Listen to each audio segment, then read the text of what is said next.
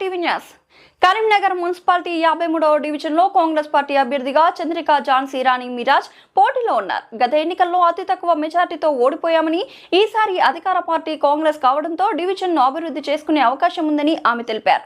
గెలిచిన వెంటనే ward development committee నియామకం, యువతకు ఉద్యోగ శిక్షణ, మహిళా సంఘాలకు లోన్లు, వృద్ధులకు ఉచిత వైద్య శిబిరాలు, సీసీ కెమెరాలు, పార్క్, ఓపెన్ జిమ్, నీరు, డ్రైనేజీ సమస్యల పరిష్కారం, ప్రభుత్వ పథకాలు అందిస్తామని హామీ ఇచ్చారు. తమ అమూల్యమైన ఓటును చేతి గుర్తుకు వేసి అత్యధిక మెజార్టీతో గెలిపించాలని ఓటర్లను కోరారు. అందరికీ నమస్కారము. 53వ డివిజన్ ప్రజలందరికీ కూడా మరొకసారి నమస్కారం తెలియజేసుకుంటున్నాను. నా పేరు చంద్రికా ఝాన్సీ రాణి. గత 2020లో కూడా నేను కాంగ్రెస్ తరఫు నుంచి పోటీ చేశాను. అప్పుడు 700 ఓట్లతో నేను సాధించాను. ఇప్పుడు మళ్ళీ ఈ సంవత్సరం కూడా మళ్ళీ నేను పోటీ చేస్తున్నాను. కాబట్టి మీ అందరి ఆశీస్సులు నాకు కావాలని నేను కోరుకుంటున్నాను. అధికార పార్టీ కాబట్టి ఇది మా మేనిఫెస్టో. ఇందులో ఉన్న ప్రతి ఒక్కటి కూడా అమలయ్యేలాగా చేస్తానని మీ అందరికీ కూడా నేను మాటిస్తున్నాను. కాబట్టి మీరందరూ కూడా దయచేసి నాకు ఓటేయండి, నన్ను గెలిపించండి. మా కృషిని గుర్తించి అధికార పార్టీ మాకు టికెట్ ఇచ్చింది. కాబట్టి దానికి తగ్గట్టుగా నేను నా భర్త కలిసిమెలిసి ఉండి పనిచేస్తామని అందరికి వాగ్దానం చేస్తున్నాను.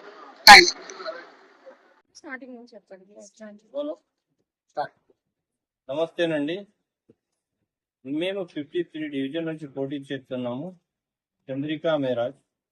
మేము కాంగ్రెస్ పార్టీ నుంచి పోటీ చేస్తున్నాము.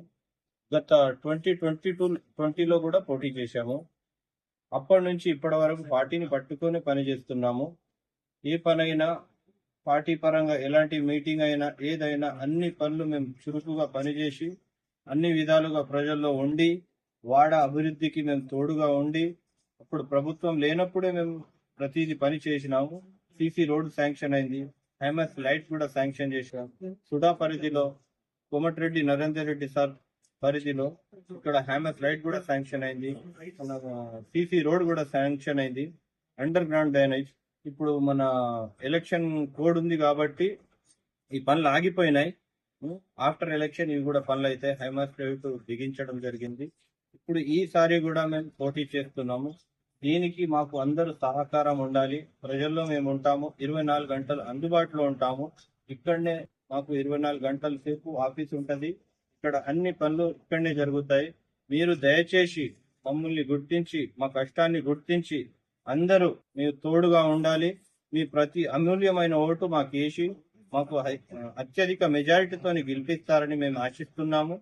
మేము కష్టకాలంలో కూడా పనిచేశాము, ఇప్పుడు గవర్నమెంట్ ఉన్నాక కూడా పనిచేశాము. దాన్ని దృష్టిలో పెట్టుకొని మాకు అనుకూలంగా మా కష్టాన్ని మేము చేసే పనులను గుర్తించి మాకు పార్టీ టికెట్ ఇచ్చింది.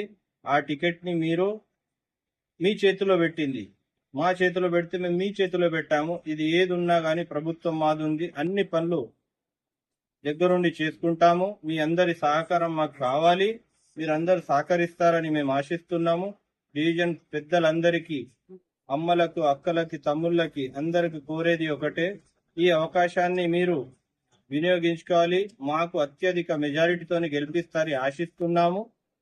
మేము ఎల్లప్పుడూ మీకు అండగా ఉండేసి మాకు ఓటేసి అత్యధిక మెజారిటీతో గెలిపిస్తారని ఆశిస్తున్నాము.